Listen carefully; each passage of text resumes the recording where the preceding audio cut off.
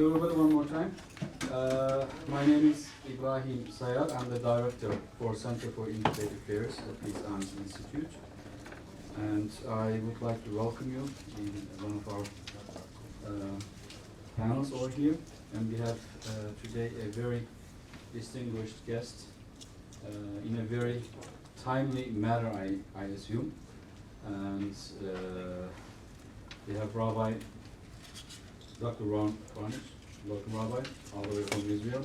Thank you for coming over here. And we have Professor Dejani Dawoodi. He's a Palestinian who lives over there, and right now he's a visiting scholar at Washington. So I will be reading their bios briefly. As you know, Palestinian and Israeli issue, or however you want to name it, has been always under the attention of world media and everybody around the world, and many things that for those who are seeking world peace all over the world, it is like the key point, it is one of the elements, one of the essentials to be solved. And we do hear and listen and a lot of things in media, and we thought it might be a good idea to give people first-hand experience from people who actually live in Israel and who has been a Palestinian in all his life and worked in this area. So to give us a first-hand experience of what they are experiencing, we thought it might be a good idea. And I would like to thank Rabbi and Professor one more time for giving us this wonderful opportunity to hear what's going on. And I think it's a timely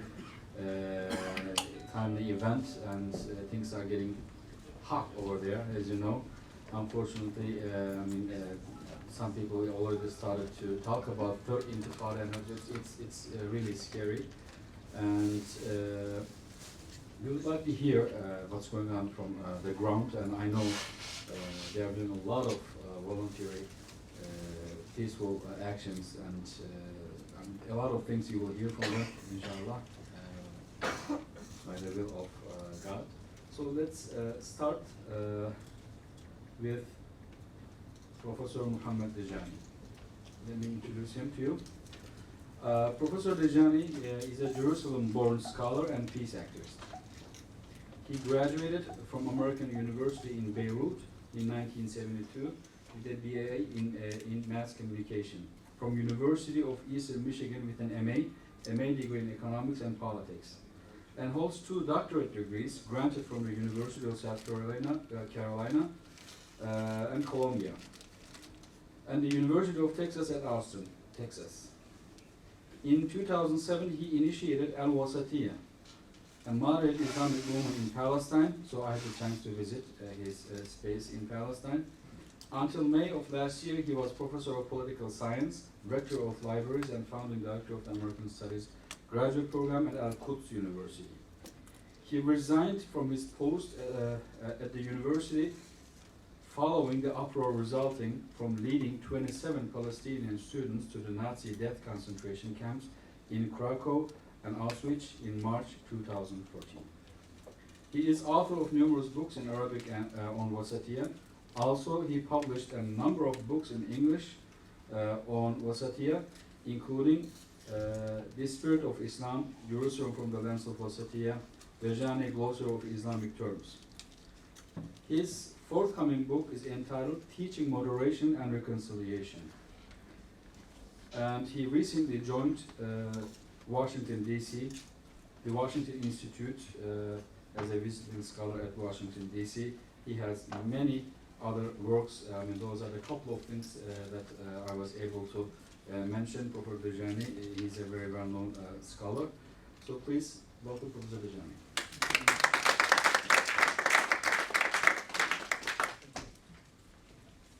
Thank you very much. It gives me great pleasure to be here, and thank you very much for our kind host and for you for coming.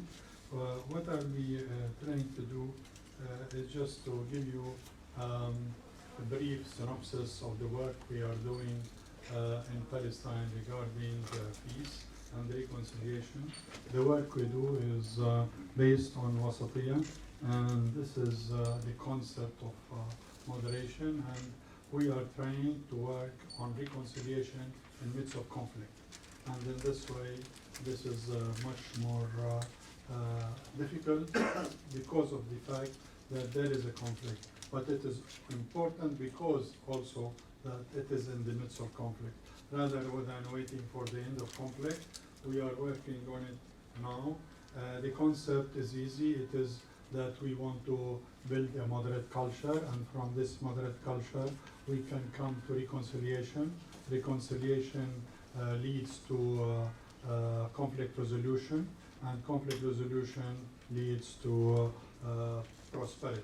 However, I'd like to describe some of the difficulties that we have in doing this. Basically, regarding, I want to go through it quickly because and focus only on some of the slides that we are doing. This is part of our problem, that people do not understand that today Islam is being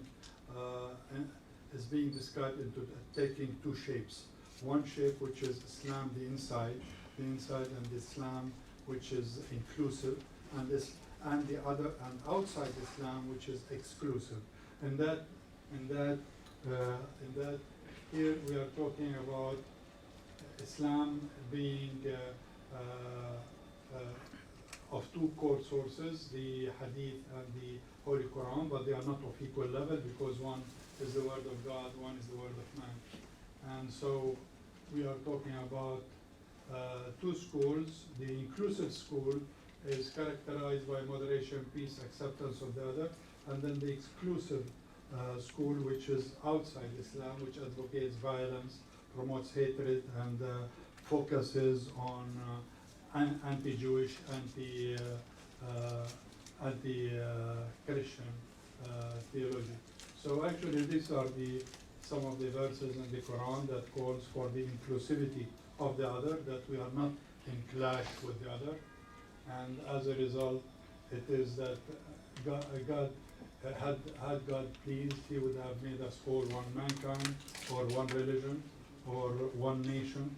Yet this is not that's not His intention. He created us different people, different tongues, different colors, so that we can get to know one another. So basically, this is the concept of the inclusive Islam that we try to preach, or we try to actually focus on, that the most honorable is not the one who adheres to a certain religion, but rather the one who is more pious and who does work. So here we are, we have the inclusivity within. Unfortunately, also the Hadith has been exploited to build up against the other. Although the Hadith, the true Hadith, is also preaches inclusivity. So basically, wasatiyya is the concept and the spirit of Islam, and we use that from the verse 143 of Al-Baqarah Surah, which is 286 verses.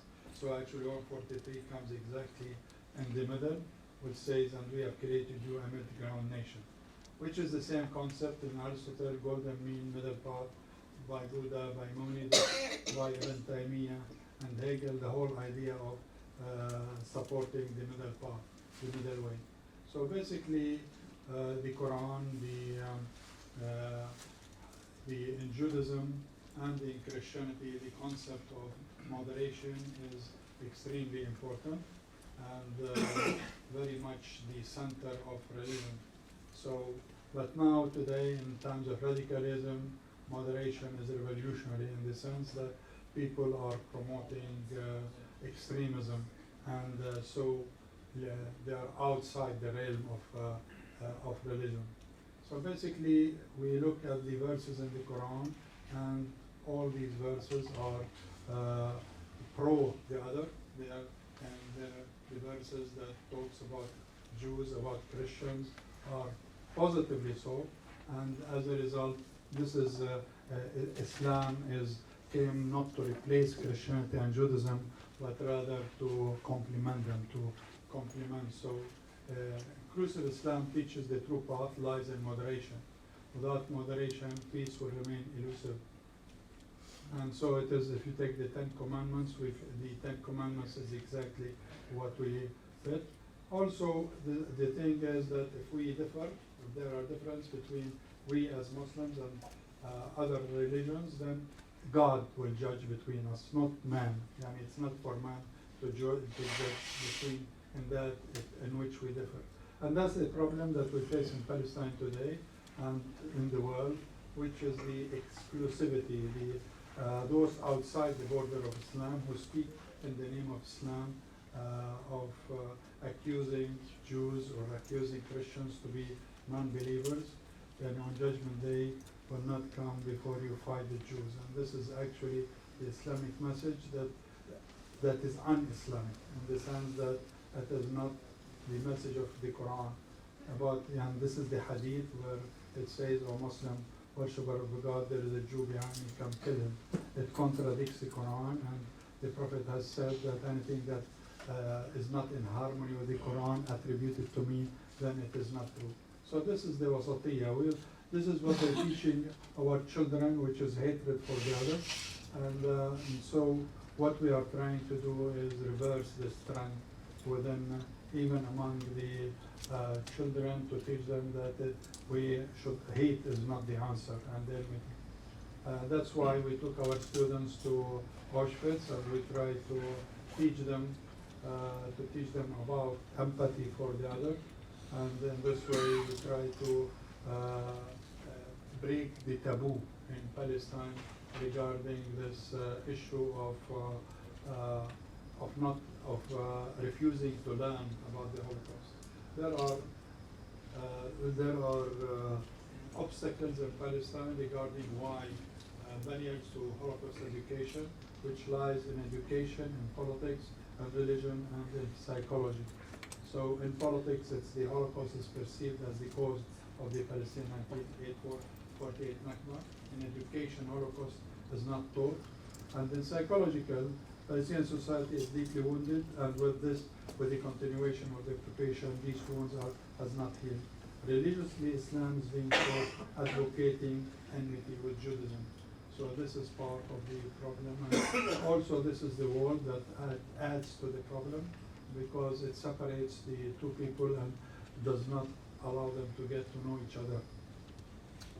So that's why we try to teach about the Holocaust, and because it is the moral thing to do, and we cannot, and also the Quran encourages us to say, "My Lord, advance me in knowledge," or the Prophet has said, "Seek knowledge from cradle to cradle." So basically, that's the message that we are trying to do within Palestine regarding pressuring the people to educate themselves and to see the truth, and to find that there is a lot of commonalities between us as Muslims. So the further a society drifts from the truth, the more it will hate those that speak it, and that's the reason they are against moderates and against people who are speaking the truth. And so the question that we raise, should we remain chained by ignorance but accepted within the community, or crack the walls of ignorance, and by doing so being victimized and characterized as traitors? That's why my car was torched, and part of the problem that we have been facing is that we cannot, we have to refuse to remain bystanders, and in this way we have to exercise our freedom to dissent from the collective narrative and stand by the ideas of truth. So basically, we are establishing a PhD program in Palestine that teaches about reconciliation, about comparative religion, and in this way we are moving on. It is like this king who passed by an old man planting an olive tree. He said to him, "Old man, why are you planting an olive tree when you know that you would certainly die before it gives fruit?" The old man responded, "Our grandparents planted, we ate, we plant, or our grandchildren will eat." We inherited from our, we inherited conflict from our grandparents, and we want to have our grandchildren inherit peace. A student asked me, what makes you optimistic about peace when no one else believes in peace, or that this conflict will ever be resolved peacefully? My response is simple. You are thinking in terms of the past and the present. I have set my mind on the future, and that's the concept that we need to teach our children about life, not death, peace, not war, diplomacy, not violence, love, not hate, kindness, not cruelty, friendship, not enmity, forgiveness, not revenge, tolerance, not hostility, dialogue, not boycott, moderation, not extremism, reconciliation, not conflict. Thank you very much.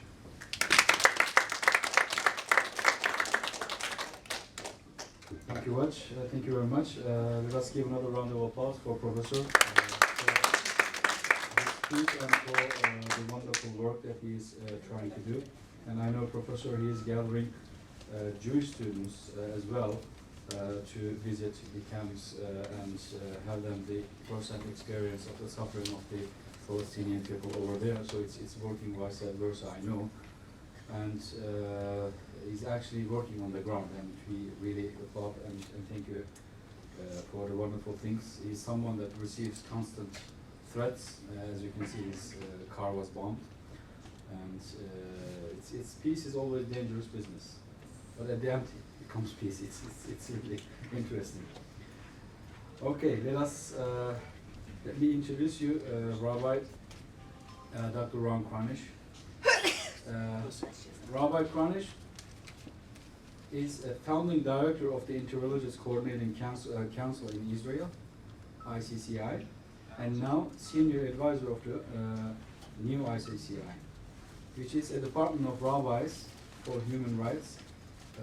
Ron Kranish is a noted rabbi, educator, author, lecturer, and speaker.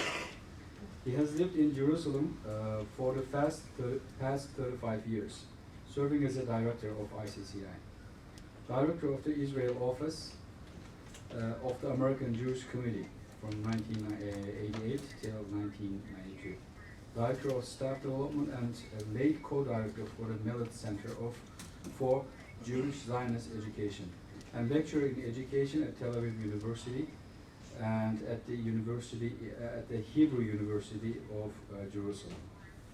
Dr. Kranish lectures to a wide variety of groups in Israel, North Africa, North America, Europe, and all over the world, basically. And he is a graduate from Brandeis, and Hebrew Union College, Jewish Institute of Religion in New York, and he's a Harvard Graduate School graduate as well, doctorate in philosophy and history of education. And he has published many things. He blogs regularly for the Times of Israel and Huffington Post.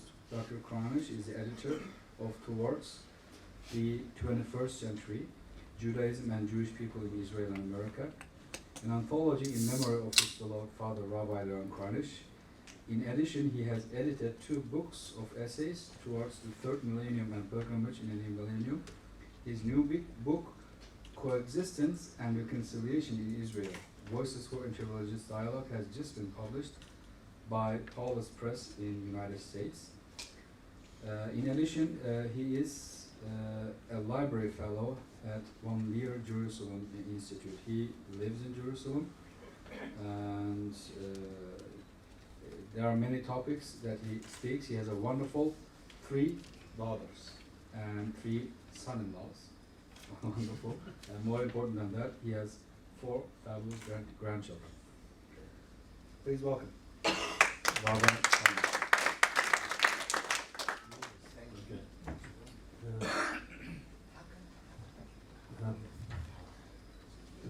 Thank you, Ibrahim. It's very nice to be here. I first met the Peace Islands people in a visit to Israel 4 years ago, where they came to our center, and then we had lunch together, and we've remained in contact ever since. I want to thank Suleiman in the back for arranging this at the last minute, and to thank Muhammad Dajani, who is joining me for 4 days. We're in New Jersey and the west side of New York yesterday, tonight Philadelphia, tomorrow Washington, so we're on a little short lecture tour together, and he actually pinch hit for someone who canceled, so I want to thank you very much. We've known each other for many years and worked together in Israel, and I'm happy always to share a platform with him. So I want to say a few words about the current situation and then work backwards. I was in synagogue last week for the end of our Jewish holidays of Simchat Torah, and a woman came up to me and said to me, "I hear things are very bad. It's never been so bad," she said. So I said, I beg to differ. I think it's been worse. I used to have a chairman of my organization who lived through the 48 war, and I said that was worse, and the first and second intifadas were a lot worse, and I hope we're not really moving towards the third intifada, although things aren't getting better day by day. So I wanted to comment a little bit on the current situation and give you some background that will help you understand the violence, and then I'll say a few words about the work I've been doing for many years in interreligious dialogue as a form of peace building. So the essential problem in our part of the world, Israel, Palestine, is that there are two collective identities, two peoples, who have been trying through their leadership to figure out how to share the land for the last, well, at least the last 22 years of the so-called peace process, and probably going back many more decades than that. We have two very, very different meta-narratives. The Palestinian narrative, the Jewish-Israeli Zionist narrative, and most people only know their own narrative. So the Jewish community in America and in Israel only knows, for the most part, the Jewish Zionist narrative, and the Palestinian community only knows theirs. And as Professor Dajani indicated, we don't learn much about each other, not in the formal schools, not in the media, hardly anywhere else except if you come to some dialogue groups where you'll have a chance to meet people face to face. And I suggest that this is the essence of the conflict. And the reason that violence keeps cropping up every few years is that even though you might say officially and diplomatically our leaders have recognized each other formally and have entered into negotiations from time to time, and in fact the Prime Minister of Israel still says that he's for a two-state solution, and the President of Palestine says the same, they don't really do much to make that happen on the ground. I remember after Oslo, 1993, there was a wonderful book written by Uri Savir, who represented Israel in the negotiations, called The Process. And he talked about 3,000 hours of 3,000 hours that he'd spent in 10 months of secret negotiations with the Palestinians that led up to the Oslo process. And he said by the time they got to the table, after having spent 10 months getting to know one another, it was really pretty easy. So what happened in 1993 that changed everything in our region with the Oslo peace process? Which some people say is, if not dead, severely wounded. For the first time in our histories, leadership of the Palestinian people through the PLO, as I say, met secretly with leadership of the Israel government for 10 months in and around Oslo. And some of you will recall that on September 13, 1993, there was a signing of the Oslo Accords on the White House lawn with President Bill Clinton. Whether you like it or not, or agree with it or not, that changed the reality in Israel, I think forever. Okay. And essentially what happened was that both leaderships at that time, who were more courageous than the leaders of this time, decided to recognize the existence of each other as a people. Okay? That we call mutual recognition. We recognize them and they recognize us, and we stop playing around with euphemisms as if the other side doesn't exist. Okay. And that led to the Second Oslo Agreement, led to the Palestinians coming back to the West Bank and Gaza, led to an agreement the next year with Jordan. 4 years later, agreement with Wye River Plantation. There was even, at the end of 1993, an agreement between the Vatican and the State of Israel, called the Fundamental Agreement between the Holy See and the State of Israel, December 13, 1993, when the Vatican recognizes the State of Israel, and I say jokingly, we recognize the Vatican. They're a little larger, you see. Okay. So, back in the good old days of the 1990s, we had a lot of peace agreements. One of my friends calls those pieces of paper. P-I-E-C. Okay. So there were people who were crafting treaties, pieces of paper, between governments that said, here's what we agree to in principle, and here are the steps we're going to take. Okay. Most of the steps they said they were going to take never happened. And it's kind of like an ongoing divorce. When it doesn't happen, who do you blame? The other side. Oh, if you had done what you said, then we would have done what we said. So, in fact, 22 years later, there haven't been too many real new developments on the ground, despite all the peace talks of the last 15 or 17 years. Now, side by side to the political processes of peacemaking, of peace treaties, they're developed in our part of the world and in others. A field that's known as peace builders, civic society, NGOs. And the idea was, since it looked like our leaders were carving out more peace agreements and we would have, sooner or later, a two-state solution, we, the people, had to get to know one another on the ground. And so the organization, which I founded and directed for 24 years, the ICCI, did dialogue between Israelis and Palestinians, youth, young adults, women, grassroots religious leaders, educators, for the past 25 years. Not in order to solve the macro peace problems which other people were working on, but in order to help people get to know one another, to learn how to live in peace together. That's where our agendas here with the Peace Islands people crossed. So we're not politicians. I'm not a lawyer, not an international relations expert. I have never crafted a treaty. But I do know a little something about what it takes to bring people together to learn how to live in peace. So over the last 2.5 decades, we brought together hundreds of people, leaders of their communities, who could then go back to their communities and hopefully influence their own. And we developed a 4-step model of dialogue, which I will share with you very briefly.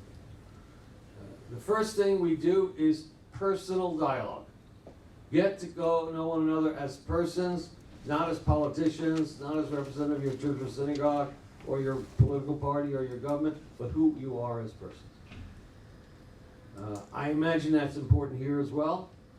In our particular area, it's particularly important because of the very, very strong negative media stereotypes of the other, right? You say to Jews, you're going to meet Palestinians for the first time, and they'll think what? Terrorists, suicide bombers, Hamas, Hezbollah, Al-Qaeda, etc. That's what they think until they've met someone. And if you say to Palestinians, you're going to meet some nice Jews, what are they going to think? Zionists, meaning take my land, occupiers, oppression, killers, checkpoints, all of that. So people live with very bad stereotypes, half based on reality and half based on paranoia. Okay? So we bring people together to meet each other to change some of that. and to develop trust between people. Second thing we do, we call it interreligious learning. It's a little bit of what Professor Dejani just said. We open each other's texts, the Quran, the Hadith, the Bible, the Talmud, the Midrash, and we bring good teachers who will teach each other that our religions are not what the internet is selling you, but contain values and ethics and ideas about justice and morality and things that you didn't know about from reading your daily newspaper. So we believe that by the personal interaction and the text learning of each other's traditions, we can develop personal trust and interreligious trust with the other with whom we enter into dialogue. And we do this over many months, sometimes years. We do it with trained facilitators. We do it in the native languages of Hebrew and Arabic with translation. And after we've established trust between people, we then say, we're ready now to discuss the core issues of the conflict. Whatever you want to bring up. You're in the group, something happened yesterday, the day before yesterday, bring it up, okay? We are not there to solve these core issues. Again, we're not politicians, but we're there to hear what you think about them, okay? And if I'm the facilitator and you start telling me what your government thinks or what the other guy's government did wrong, I'll say, out of order, I want to know what you think right now. And what your family thinks, and what your community thinks. And don't give me the government spin, because I can read that in the newspaper by myself. So when we discuss the core issues after we've built up a lot of trust and train people to do what we call listening, which is not native to our environment. Okay? We're not good listeners in our part of the world. Once you've learned, people want to hear what the other person says about often very painful and difficult issues. And out of that comes a sense that there are these two narratives. The Palestinian narrative, the Jewish Zionist narrative, and underneath each one, many sub-narratives. There is no one Jewish position on anything, as you probably know, nor is there one Palestinian or one Muslim position on anything. So we try to develop a sensitivity to the other person's narrative. And the fourth thing we believe in is dialogue is not enough. We need to take action together. Common action may be educational projects, it may be social action projects, it may be acts of gestures of reconciliation, visiting people in hospitals who are sick or have been injured because of incidents. But we believe in taking action together. So our organization, myself personally, in the last 4 years, has been active in a group called Tag Meir, Light Tag, combating attacks of religious extremists on synagogues and on mosques and churches and on women and on peaceniks, to offer solidarity and sympathy and human concern. Now, that's our model. We've done it with hundreds of people. Many of our people are out there now doing it with other people. And we hope that it influences gradually and spreads a message very similar to the message that Professor Dejani suggested. Where do the two poles of peace building, that is the political, and peace building, which is the religious and the interreligious and the cultural, come together? So I think they come together, and I am with Professor Dejani in looking towards the future. The goal of the peace process, the political stuff, is to create a two-state solution. It's not looking good right now, I know, but I think that is the best possible plan. And I'd like to suggest to you that we're going to get there sooner or later, I can't tell you when. And I like in my work to think about what happens after we get there. What if we sign a peace plan? Are we done? We can go home, read the newspapers, watch the movies, and relax. Don't think so. I've done a little work and studied other conflicts in the world, in Northern Ireland and in Africa and in Bosnia, Herzegovina. And every place where the conflict ends, the political part ends, the treaty is signed, the work of reconciliation, which we begin now, then becomes center stage. Because if you don't put reconciliation into your schools and into your police and into all kinds of places, you will go backwards. So our goal those of us involved in interreligious and intercultural dialogue in our part of the world, and then probably in others, but we're talking about right now Israel, Palestine, is to change the hearts and minds of the people for the long-term benefits of learning to live in peace together. Okay? That's not a one-year project. That's not saying I get elected and say I'll do it in 4 years and then don't do most of the things I was going to say. It's the next 20, 30 years. It's essentially an educational, spiritual, long-term process where we need to marshal the energies of rabbis and imams and clergy and professors and social workers and psychologists, all kinds of people in civic society who understand that peace is not only about pieces of paper, but helping people learn to live together and overcome enmity and stereotypes after many years. I'll be happy to answer any questions in the open forum that you have. Thank you. Believe me, this is time people were waiting for. So it's so I'm gonna give you the mic. Since I'm holding the mic, so I would like to ask the first question. So I have been to Israel and Palestine a couple of times myself, and I had the first experience of Palestinian and Israeli people living over there, and I had a chance to visit your institution too. One of the things that I constantly heard during the visit from people and from the institution was that there are people from both sides who are benefiting from crisis. Crisis helps. And I want you to please elaborate on that if possible. Yeah, actually, a crisis do benefit certain people. I'll give you an example. The example is that if you look at the Palestinian-Israeli conflict, you will tend to find that it is the extremists who are and the radicals who are in power. These radicals would not have been in power if it would not have been a crisis. And people feed fear in the community. And as a result, the community votes for the minority who are very radicalized and who is vocal. And as such, you will tend to find that in Palestine we have Hamas, and which is actually resorting to violence and not allowing freedom of speech and freedom of religion. And at the same time, we look at the Israeli side, we see that the democratic system has been shifted into minorities who do not represent the majority ruling the country. And as a result, they would like to remain in power.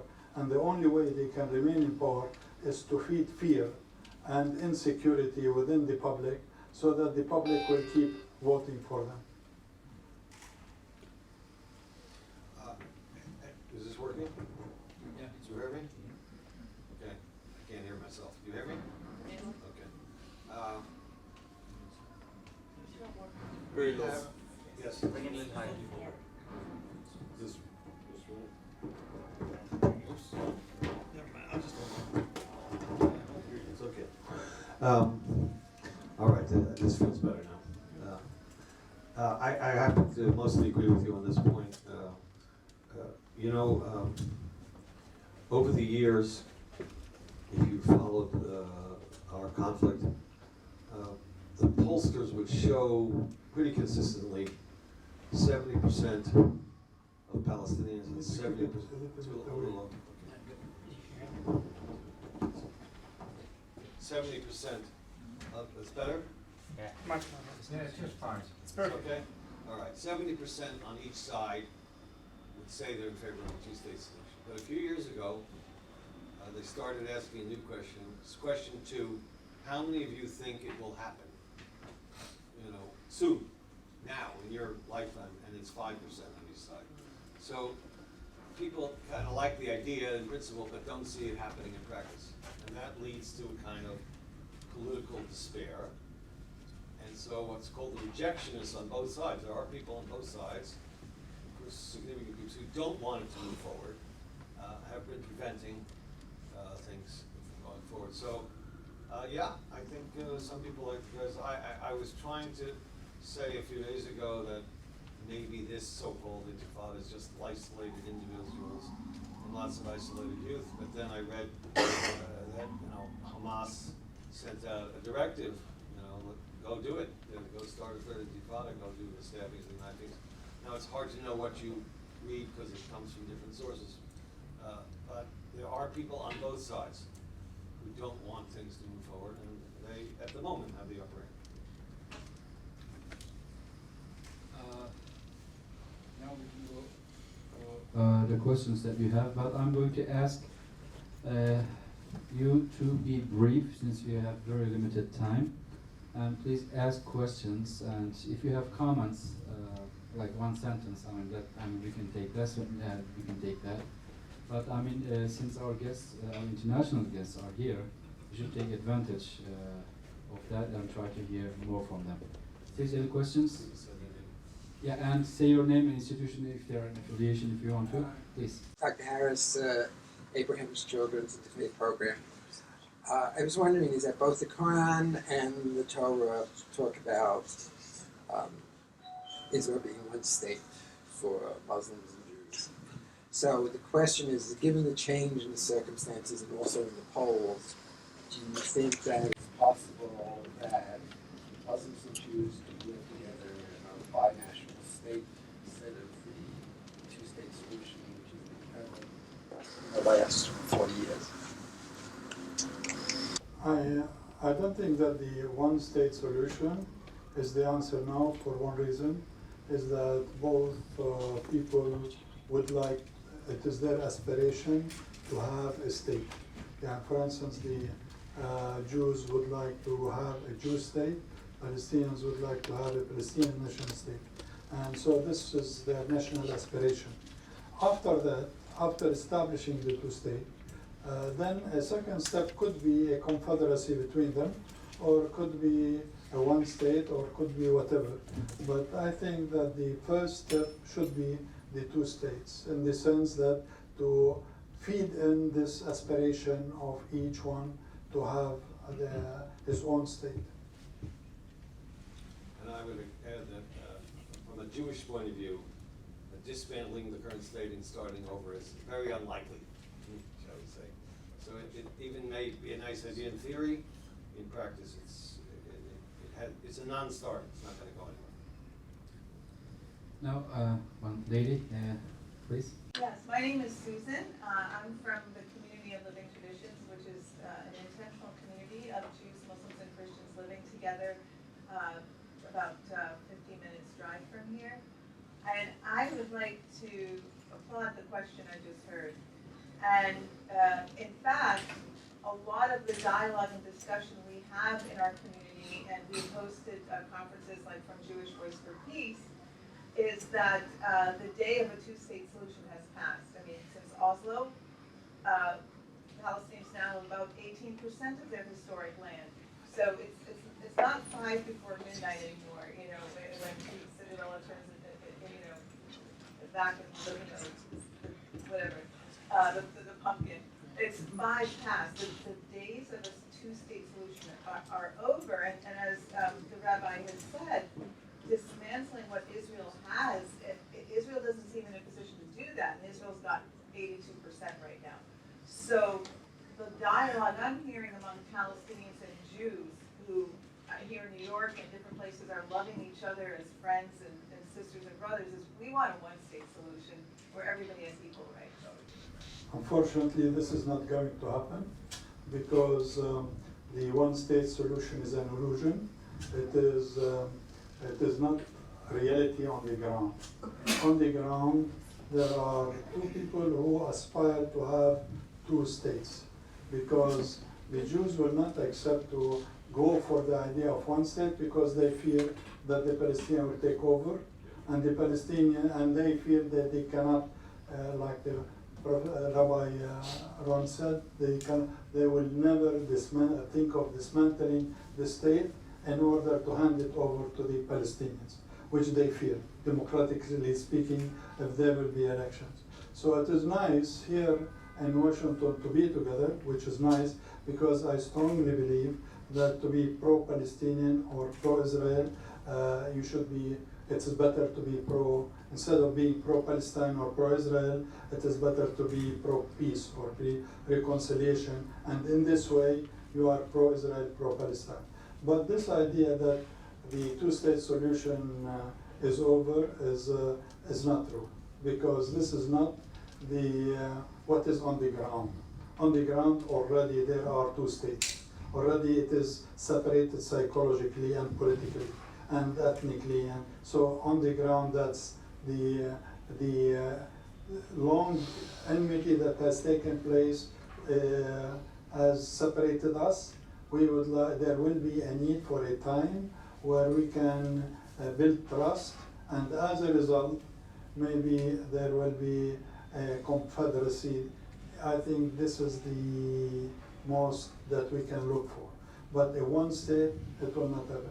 And remember that Fatah raised that slogan back in 1968, actually, in which that to have a state in which Muslims, Jews, Christians would live in a democratic state, and it never happened. It never was accepted even by the international community.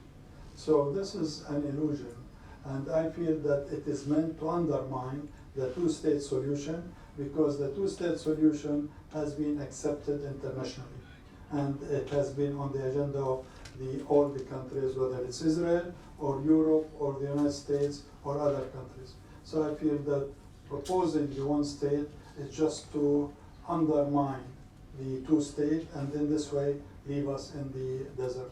Is helping and recognizing the state of Palestine, and I strongly actually call for Israel and for the United States and Europe to adopt this policy.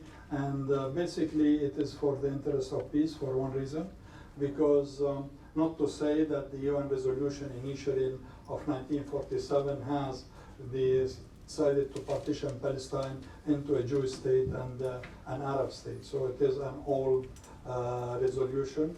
At the same time, Israel is saying that we have to come to that conclusion after negotiation. The problem is with whom they should negotiate in order to reach that conclusion. If they are negotiating with the Palestinian Authority, its legitimacy has expired a long time ago. It was supposed to be for 4 years, and then 96 to 2000, it has an expiry date of more than 15 years. Now, the PLO is an anachronism by its name. It's like the Holy Roman Empire at the last days. It's neither holy nor Roman nor empire. Here it's neither Palestine nor liberation nor an organization. So basically, that's why the best way to reach peace and ignite the peace process is to establish the state of Palestine and negotiate with the state of Palestine, so that any conclusion, any agreement will have sustainability, rather than negotiate with the PLO or the PA, and then it will expire by the time the state of Palestine is established. So basically, I believe that it is positive that the UN and the Israel and the US do walk in that direction. So in my dialogues with Palestinians over the last 25 years, as I've got to know them better, I've tried to overcome euphemisms. So the official thing is called the PA, the Palestinian Authority, although they call it PNA, Palestinian National Authority. But on a visit to Ramallah a few months ago, with a group from abroad, I saw various government buildings, and some had one sign and some had the other sign. But when you meet someone from the Palestinian government, he'll hand you his card and say, Ministry of Religious Affairs or Ministry of Education in Palestine. So Palestine exists, and it's silly not to call it other names. And therefore, I personally have no problem with their flags. They have ambassadors all over the world. And these are all little games that go on in the propaganda world. Palestine exists already. It's not exactly a state, but it's something close to a state. And whatever it is as a political entity, it exists. And the more we recognize it, the more we'll get further along the road. I do want to say one other thing about that.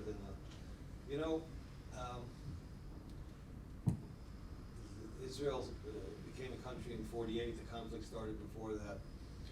For the longest time,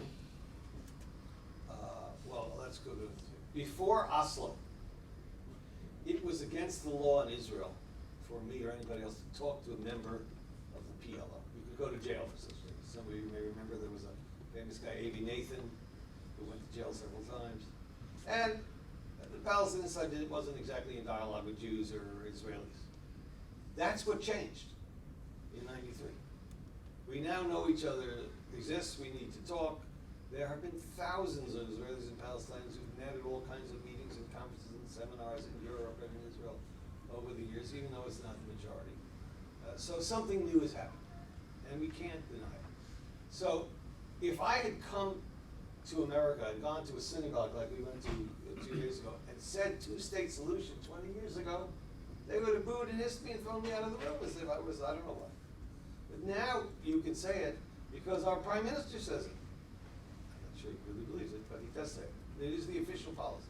The president of Palestine, it's the official policy. And as he says, the international community plays that tune, the quartet. So there is a change. It's a slow change. In the last 22 years, with all the failures of the peace process, there is now a consensus in the world that this is what's needed. The problem is how to get from the principle to the practice, and we're stuck there for various reasons. About your question about EU. It's ironic, as a matter of fact, that the EU has been putting tremendous pressure on Israel to go further in the peace process. So the governments don't view it as very friendly, but in principle, the EU is pushing the two-state solution with everything that it has for many, many years. I know of no idea of bringing Israel into the EU, and I don't think that would help, to tell you the truth, because part of our problem is that we're perceived to be as European or American colonialists. I often say we live in the Middle East but play basketball in Europe, which is true. I'd rather have the Confederation, with Jordan and the moderate states. That would be a lot more useful. And I just want to second Mohammed's idea of the Confederation, and from a very practical reason. I mean, if you don't know, there is no Palestinian economy by itself. It's an impossible thing. They don't have resources. The only way they're going to have an economy is by working together with us. And the only way we're going to get peace is by working together with them on the economy, because the better off the sooner we improve their economic situation, it'll be better for everybody. So it's a practical imperative that we work together on these things. The European Union question was very interesting. But if Israel is to accept the European Union criteria, then they would not have any problem at the first hand. So I want to be fair at least on this department. So I'm one lady from here. Please identify yourself, and then Rabbi, I'll come to you. Thank you. I have actually Your name? questions to both of the. Who are you? Oh, okay. I am Nurana, and I'm originally from Azerbaijan. And so I have questions to both of the speakers, and it's about it's related to their job, to the work that they do. I see that you work at the grassroots level, and you see grassroots as the future implementers of any peace agreement. And the reason you're working with them because you see that their mentality have changed over time through media and education and many through different manipulation. But how about top leadership? They are the current decision makers, and they also come from different set of disciplines. So their mentality is also different. Do you think there is a necessity to work with them, or is there any way to include them into this mentality changing process so that they would be doing something? Okay, I'll first of all, many different groups can do many different things. And the work of peace building is at the bottom, the middle, and the top. And it's not one or the other. Most people think it's only at the top, and the bottom doesn't matter at all. And that if the two political leaders will just become Mandela and I don't know what, and change their minds, everything will change tomorrow morning. So it works in different ways. Our work has been mostly at the grassroots in the middle, my personal prejudice, if you'll excuse me, is that politicians, unlike in America, in our part of the world, don't listen to each other. They're only scoring points and doing spins. So it would be hard for me to conceive of an honest dialogue with them. That doesn't mean someone can't try it. I haven't tried it because in my form of dialogue, you have to be honest and open. And most politicians are spinning and twisting and doing this and that and the other for the press every day. So maybe behind the scenes it'd be a good idea if some people could do it, but that's not what so I focused on the grassroots in the middle with the hope that it will multiply. You know, I want to say I meant to say it before. When Uri Savir wrote his book about the process in 1993 and then before after Oslo, he said, we built the house, we built the framework, but we didn't get to subjects like peace education among the people yet. We'll do that later. Okay? And because no one ever did it in a real way, that allowed Intifada 1, 2, and maybe 3 happen. Because if you don't do these things, you have growing hatred and growing resentment and more, all those things go on.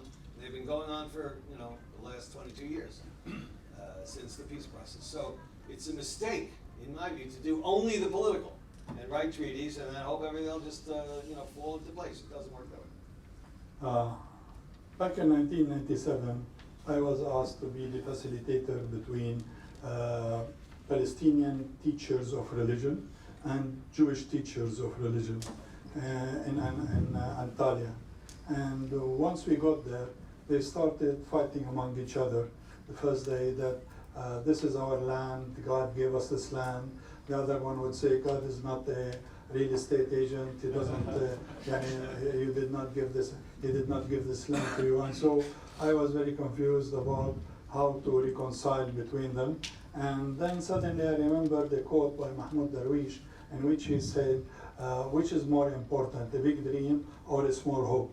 And so I asked them, what is more important, a big dream or a small hope? So they started to ask, what is big dream, what's small hope, what are you talking about? And then eventually, after they got tired and simmered down, I said, the big dream is for the Israelis to wake one morning and find there are no Palestinians and they can enjoy the Jewish state of Israel with Jerusalem as the capital. And the big dream for the Palestinians is to wake up one morning and there are no Jews and they can enjoy the state of Palestine with Al-Quds Sharif as its capital. But the small hope is for both of them to wake up one morning and they have two-state solution, sharing Jerusalem as the capital. And so I asked, which one do you want to belong to? But warn you that the big dream is immoral because it means we have to eradicate the other, we have to kill the other, we have to wipe the other. So everybody would say, no, we do not want to do that, we are for the small dream. And every time they fought together, they would say, oh, you are for the big dream or no. A few years later, I took that example. I was invited to go to Azerbaijan and give a talk there about the big dream. And the youth that were there started to show me maps of Azerbaijan that actually included Armenia, included other, and they said, this is Azerbaijan and they have taken this land from us. And I said, you sound like the big dream.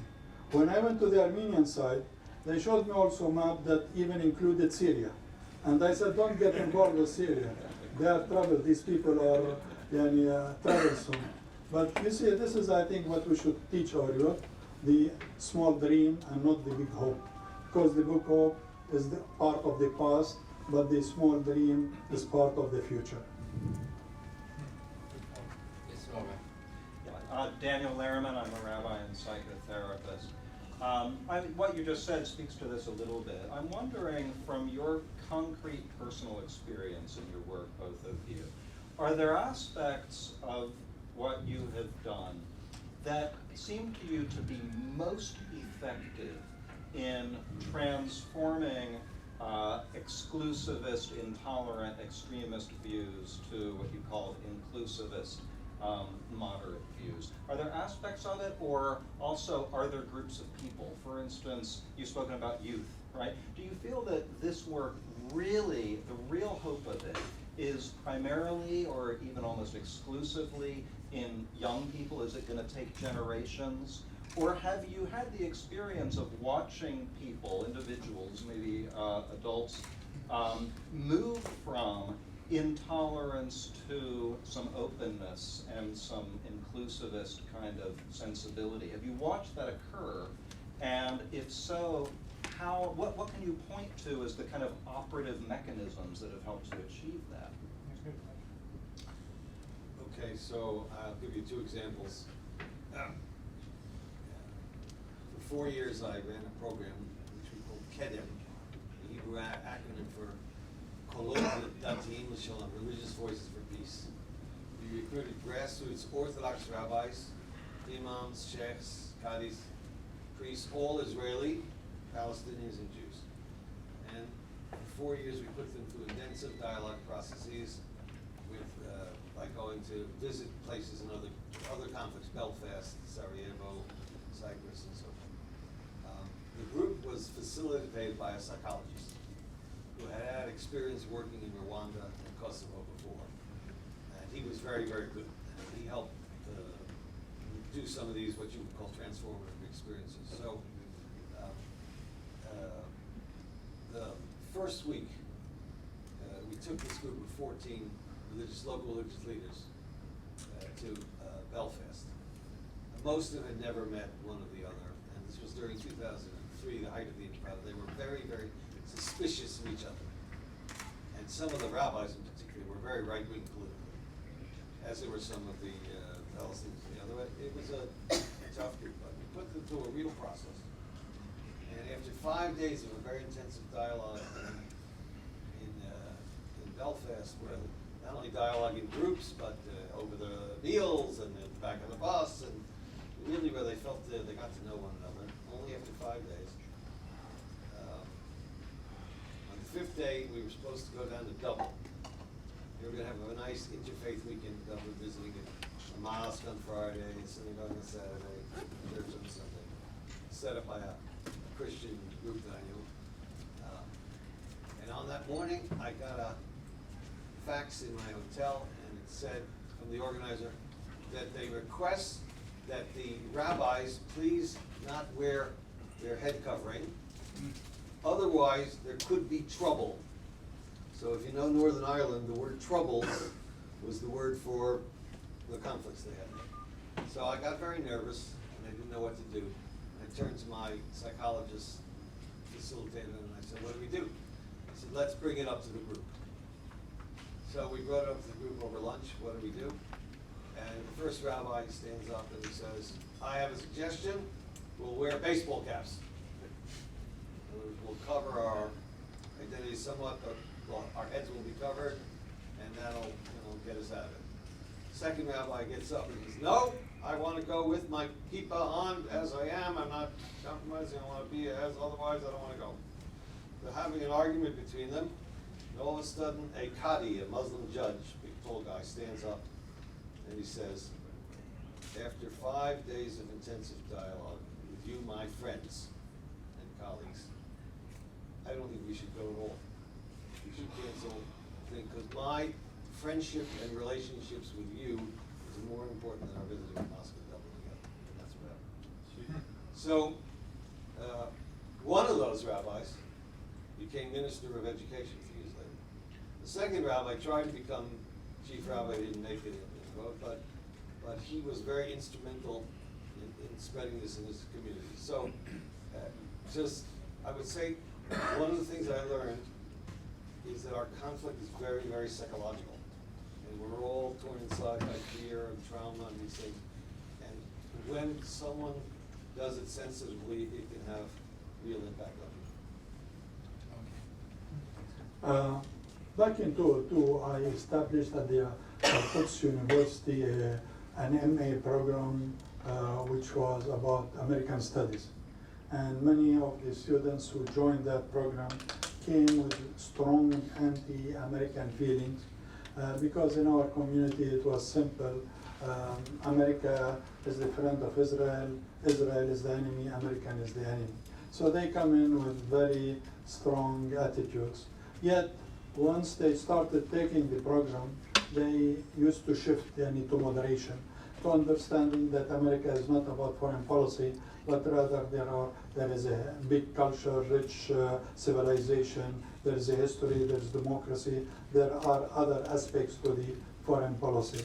And between 2010 and 2013, we used to take 15 Palestinian students, 15 Israeli students to Oberlin, where they would have 2 weeks discussion on democratic culture, and then 1 week in Washington.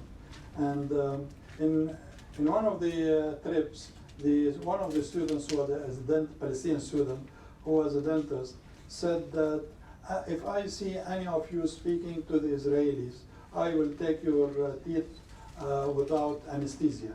And so she went. A few days later, she befriended an Israeli student, and all the time she was with her. So the students started teasing her about the anesthesia, whether she will be still having to extract their teeth without anesthesia. Another student who was a communist, initially very hardcore, anti-Israel, anti-America, wrote an article later in which he said, we need a Palestinian Martin Luther King.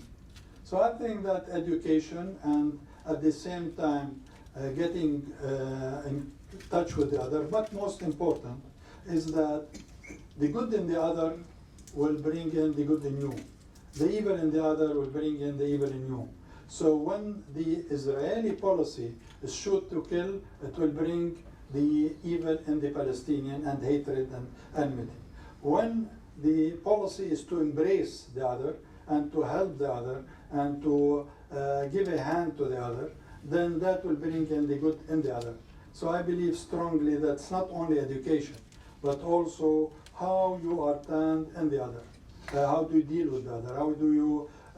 How is your policy towards the other?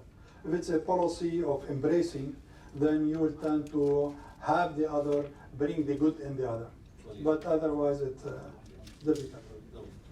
Thank you. So, 2 more questions I'm going to have. One lady, and then I'm going to come back to you, sir. So, yes. Hi, I'm Ellen Greeley from the Interfaith Center of New York. Readings from Reverend James Sparks Morton. Thank you very much. Yes, we have met before, yeah. I was wondering if you could describe, if you could select the characteristics of the next generation of political negotiator. And is there anybody in your midst that you may identify today as being that negotiator? You start, I'm thinking.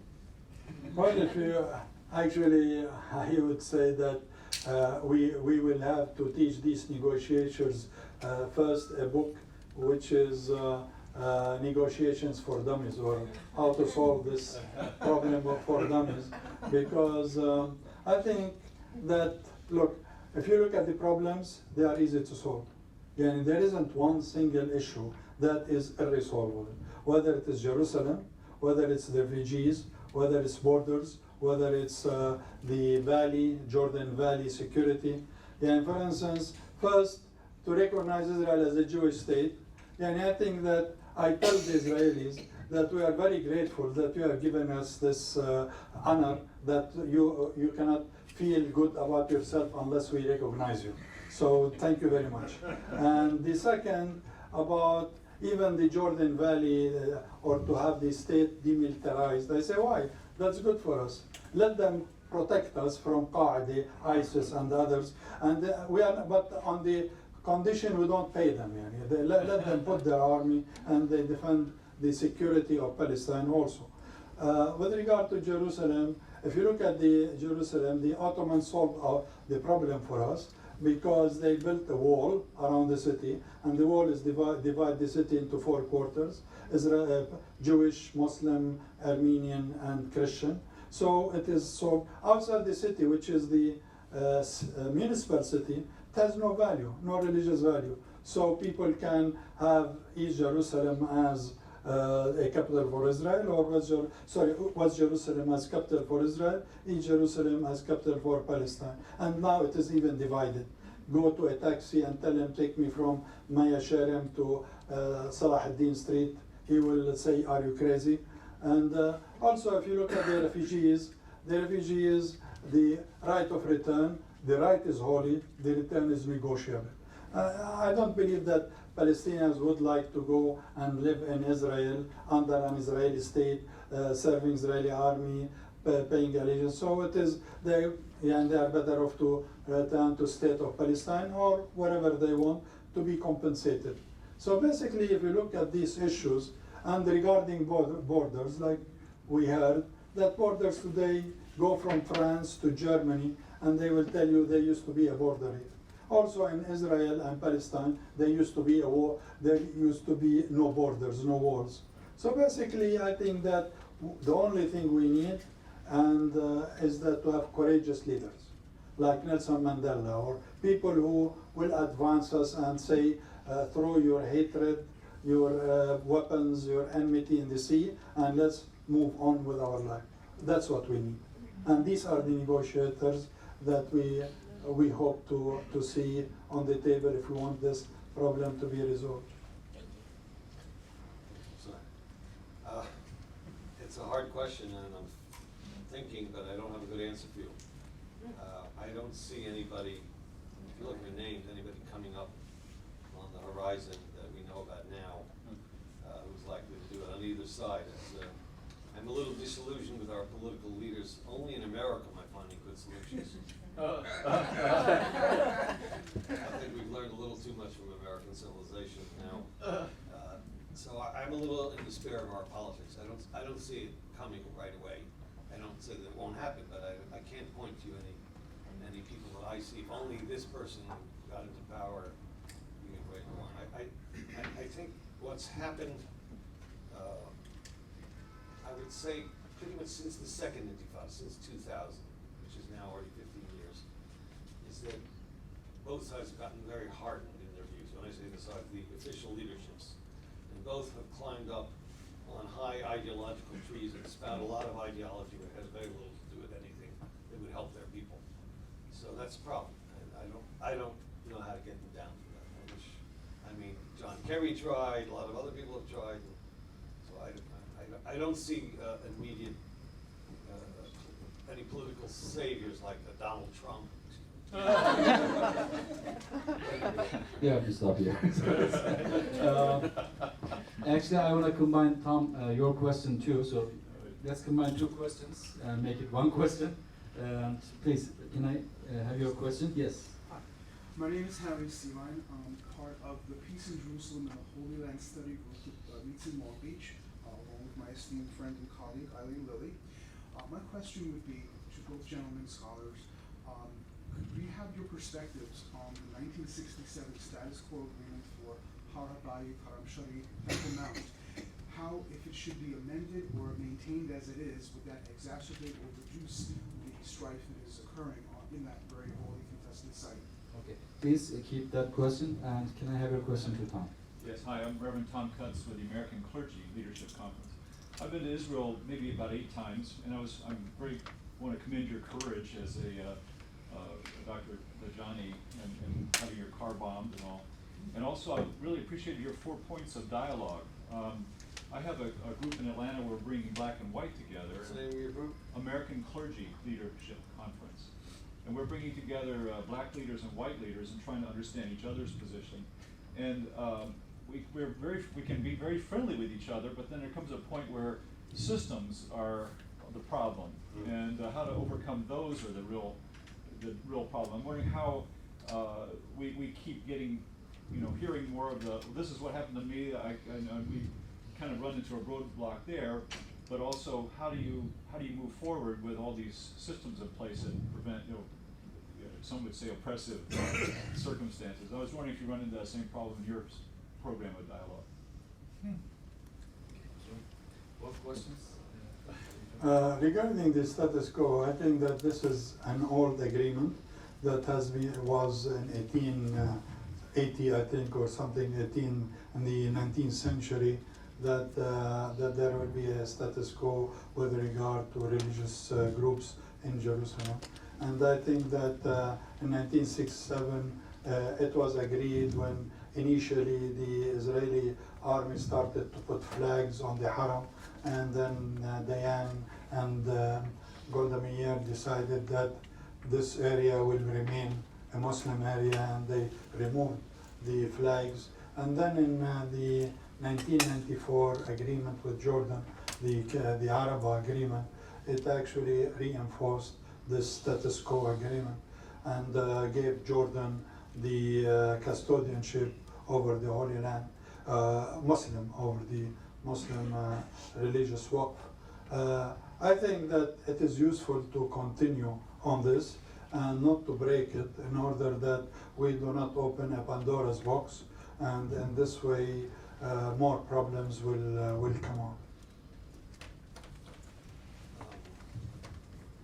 I don't know how much you know about this in practice, but the Israel security forces try their best to prevent religious Jews from going up to Temple Mount. So if I wanted to go there and I had a prayer book and tefillin or anything, I'd have to check it in at the security booth. That's the last thing that I want is one Baruch Goldstein up there again doing anything crazy. So unfortunately, at the moment, I think it's very sensitive, and I don't think anything should be done now. In the future, peace. I think we ought to think about sharing, because we talk about sharing Jerusalem, sharing Temple Mount. You have a mosque, synagogue, church, whatever you want. But that's closer to the Messianic days than today's day. Today's day, if we want to prevent chaos, we have to do the best to maintain it. About Tom's question, I think it very much depends on who you're dialoguing with. So somebody asked, I didn't answer, about youth. Dialogue with youth, young adults, is different than religious leaders, okay, or different than politicians. You don't get to dialogue with politicians. It depends on who the people are and what they can do when they're finished. If they are people who have access to systems, let them go do that. So if you're doing a dialogue with educators, then they can go back and change the schools. That'd be good. Right? If we had all the educators changing in the schools, or a lot of them, that might help. So it depends who they are. But I do want to say one point, since you're clergy, about religious leaders. There are some people in Israel who think we ought to bring religious leaders to the table. The argument is, if it's only secularists, and since the culture, if we only bring the religious leaders to the table on Temple Mount or other things, then we'll get it solved. I think nothing could be further from the truth. Most of the so-called religions that were brought are intransigent people who will not contribute anything more to the political leaders. In fact, they're totally in tune with the political leaders, and they take order from the orders. So, my position in this, and this comes back to my making peace building. When I have a dialogue with religious leaders, what do I want them to do when they're done? What they know something about. Preaching, teaching, pastoring. Stay out of politics, which you don't know anything about. And work with your congregations, with Jews, Christians, and work with your schools, influence them, spend a lot of time in the that's what you were trained to do. And stop being a politician. If we did that, a lot of people would do that, it would be a lot better. Okay. Oh, I wanted to say one last thing, if I may, if you don't mind. I'll put in a plug. It was mentioned in my bio, but I just published a book of essays. If you're interested in knowing about it, it's available on discount at Amazon. It's under my name, and it's called Coexistence and Reconciliation in Israel, Voices for Interreligious Dialogue. It's got essays by 21 Jews, Muslims, and Christians, including myself, Professor Djani, available. Is Arab-Jewish coexistence in Israel still possible? Topics. Inside Israel, critical issues on contemporary Israel. Israel, a state of Jews, or a Jewish state. Religion, politics, and peace in Israel. And revolutionary changes in Jewish-Christian relations. Lecture discussion based on screening the film. I am Joseph. Right? In addition to a single lecture, Dr. Franz is available for scholar in residence weekend, full schedule available upon request. So I would like to thank you guys one more, and I apologize for the confusion of time. Normally we announce people for evening for a little dinner gathering, but we didn't know about the tight schedule of yours. So that was a very short We're off to notice. Philadelphia, the city of brotherly love. So for the short notice, Following that 2 other days, fellow. people still showed up, and thank you for coming. And I hope you enjoyed it. Let's give our speakers a round of applause. Thank you very much.